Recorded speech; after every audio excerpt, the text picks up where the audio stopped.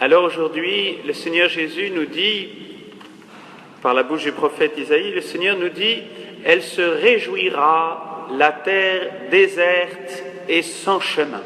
Oui, la terre déserte et sans chemin, c'est nous. Et le Seigneur nous dit « Elle se réjouira ». Vous savez, quand Dieu voit le monde, il voit un monde qui a perdu la joie, un monde qui est rempli de tristesse. Lui, Dieu, qui connaît cette joie débordante, comment ne serait-il pas pris de compassion quand il voit ce monde qui a perdu la joie? Et c'est une des conséquences les plus visibles du mal, du péché, de la perte de Dieu. Une des conséquences les plus visibles, c'est qu'on perd la joie. Et on a mis Dieu dehors de ce monde, parce que c'est ça la réalité du péché, on a mis Dieu dehors. Et qu'est-ce qu'il nous reste? On a perdu la joie et il nous reste de plus en plus de tristesse qui s'accumule et qui nous rend difficile de nous en sortir. Vous savez, quand j'étais curé du côté de Lourdes, j'amenais souvent les jeunes dans une communauté qui s'appelle le Cenacolo. C'est un lieu où étaient rassemblés des anciens drogués, des gens qui avaient été au fond du gouffre, et c'était leur dernière chance pour s'en sortir. C'était la mort ou cette communauté.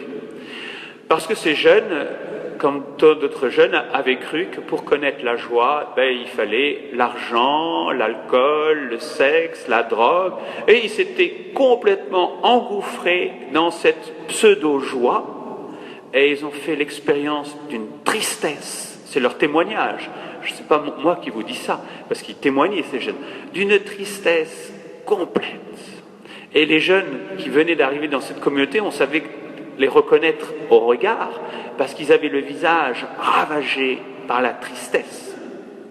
Et les jeunes qui étaient restés là depuis plus longtemps, depuis 1 an, 2 ans, ils avaient le visage rayonnant d'une joie plus grande que nous.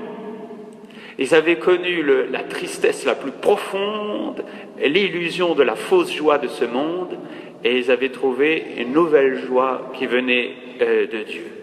Vous voyez, c'est magnifique lorsqu'il peut y avoir des lieux comme ça où on peut redonner à un jeune de passer de la tristesse qui est la plus profonde à la joie la plus vraie. Vous voyez, c'est ça la réalité de notre vie.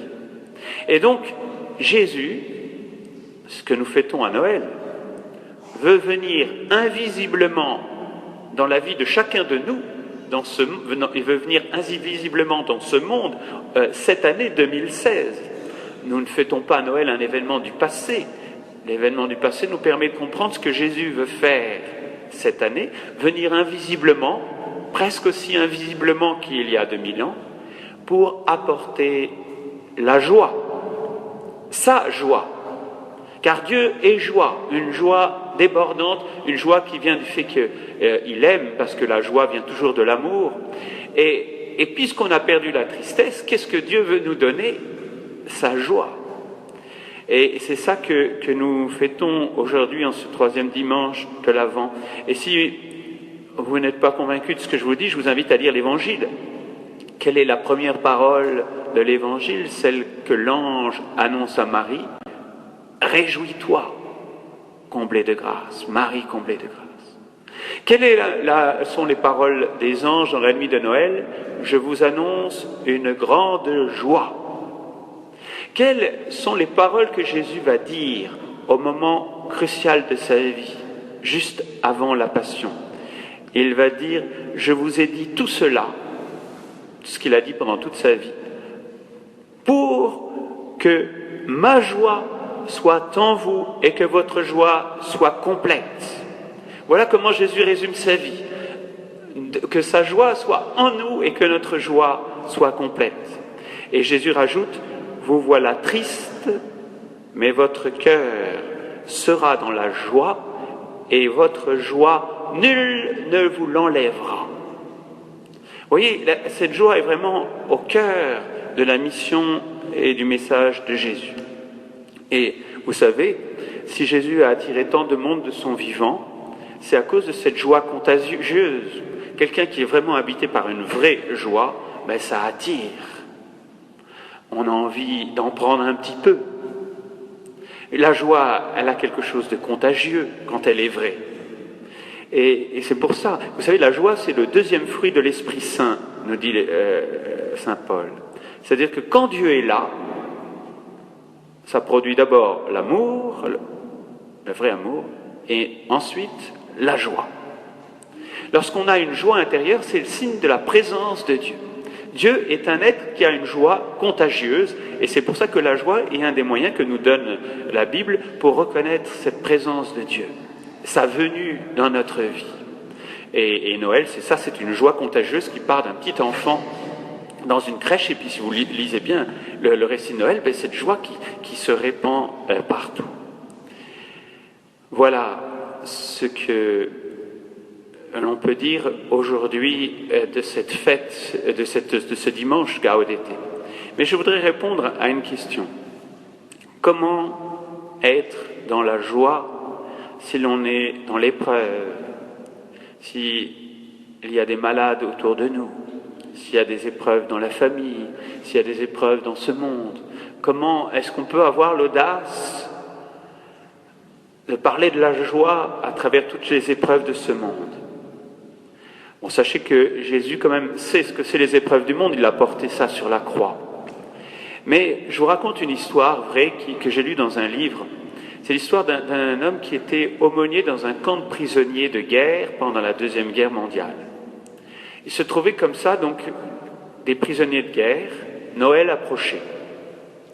Dans ce camp de prisonniers, ils avaient froid, terriblement froid. Ils avaient faim au point d'y penser sans cesse. Parce que quand vous avez faim, vraiment faim, vous ne pensez plus qu'à ça. Ils étaient loin de leur famille pour Noël. Et ça, c'est dur à Noël. Et ils ne savaient même pas s'ils les reverraient, leur famille, et leur famille ne savait pas où ils étaient. On ne peut pas faire pire comme situation pour fêter Noël. Mais, autour de leur aumônier, ils se sont rassemblés et ils ont organisé Noël. Tant pis s'il y avait des quantités de raisons de ne pas le faire, ils l'ont fait.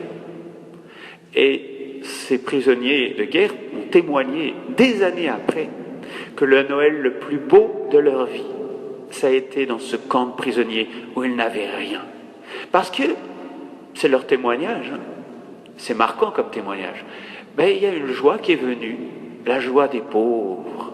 Vous savez, la joie, dit Sœur Emmanuel, c'est le trésor des pauvres. Un pauvre, il n'a rien, mais il lui reste la joie. Et si vous allez, certains l'ont fait, si vous allez dans les bidonvilles du Caire, comme Sœur Emmanuel, si vous allez dans les pays les plus pauvres, et dans les régions, les zones les plus pauvres de l'humanité, là, où on n'a rien, on a un couteau pour toute la rue, on n'a pas toujours de quoi manger, on vit dans la misère, mais qu'est-ce qui marque? Les gens sont dans la joie. Et Sœur Emmanuel, qui a vécu des années dans les bidonvilles du Caire, elle disait, je reviens en France où on a tout, et les gens sont tristes. J'étais dans un endroit où il n'y a rien, et les gens sont joyeux. D'où ça vient? Ça prouve bien que la joie, justement, c'est fait pour les gens qui sont dans l'épreuve. C'est fait pour les plus pauvres. C'est le trésor des pauvres. La seule chose qu'on ne peut pas enlever à un pauvre, c'est cela. Le monde est fait pour broyer les pauvres, mais il y a une chose qu'on ne peut pas leur enlever, si du moins on ne va pas leur raconter des mensonges, c'est cette joie qui vient d'ailleurs.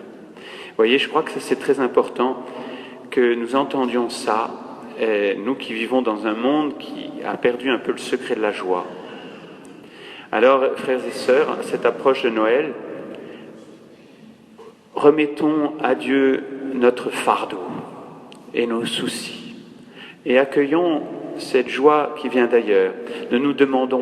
Cessons de nous centrer sur nous-mêmes, sur ce qui nous manque, sur ce qui ne va pas. Et vivons ce décentrement, qui est la louange d'ailleurs, ce décentrement de soi, où nous nous réjouissons avec presque rien, où nous nous réjouissons en étant dans une pauvreté spirituelle, morale. Et alors nous pourrons faire l'expérience vraiment de la joie de Noël, puisque Noël ne s'est pas produit dans un supermarché, Noël ne s'est pas produit dans une situation où tout allait bien. La joie de Dieu a surgi dans la pauvreté la plus grande, et c'est cette joie que Dieu veut nous donner maintenant dans son Eucharistie. Amen.